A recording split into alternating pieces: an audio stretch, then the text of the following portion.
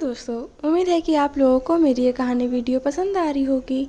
मेरे आज की कहानी का शीर्षक है माता की बेटी। तो चलिए शुरू करते हैं। एक समय की बात है, नर्मदापुरम नामक गांव में एक उज्जवल नाम की लड़की रहा करती थी, जिसकी शादी एक पंकज नामक आदमी से होती है। लेकिन वो लोग अपना ज़िंदगी बहुत सुखद व्यतीत करते थे। और एक दिन लेकिन उन्हें पता चलता है कि उज्जवल कभी माँ नहीं बन सकती। इससे उन्हें बहुत ही ज़्यादा दुख होता है, बहुत ही ज़्यादा दुख होता है। इसीलिए उज्जवल बोलती है कि मैं अब माँ दुर्गा का 9 दिन की नवरात्रि का व्रत रहूँगी। शायद मेरे से मेरी माँ प्रसन्न होकर मुझे एक बेटी दे दे। यह कह के वो बहुत कड़ी व्रत रहती है, बस पानी पीती, वो भी एक टाइम। यह देख माँ दुर्गा बहुत ज़्यादा दुखद होती हैं, कहती हैं कि मेरी प्रिय भक्त मेरे लिए इतना कष्ट कर रही है, क्या मैं उसको एक बेटी नहीं दे सकती। यह कह के वह ज़मीन पे आती हैं और कहती हैं, बेटी तुमने मेरी बहुत अच्छे से 9 दिन पूजा की है, आराधना की है और बहुत ईमानदारी से तुमने सारे क्रिया किए हैं। इससे तुम्हें जो भी मांगना है तुम मुझसे मांग सकती हो। इससे वो कहती हैं कि माँ मुझे बस एक बेटी का सुख दे दीजिए। इस पे माँ दुर्गा कहती हैं, क्यों बेटी ही क्यों, बेटा क्यों नहीं। तो वो कहती है, उज्जवल कहती है, माँ मुझे एक बेटी ही चाहिए, क्योंकि उसमें आपका रूप होगा।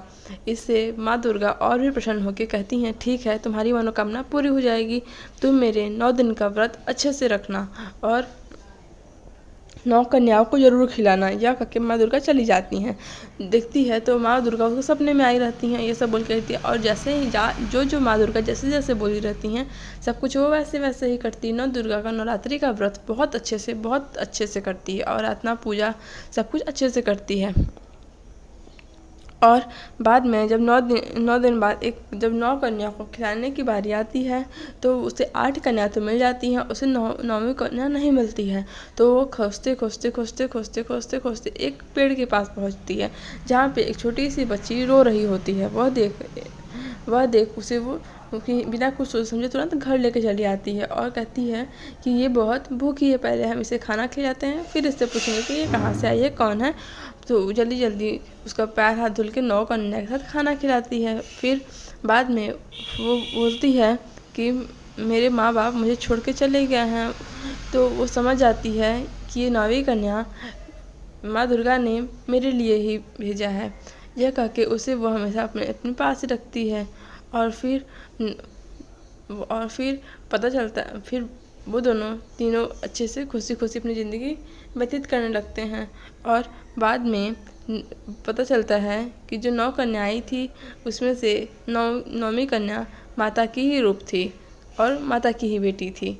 तो दोस्तों, और आपको मेरी ये कहानी पसंद आई हो तो लाइक शेयर सब्सक्राइब करना ना भूलें। बाय बाय दोस्तों।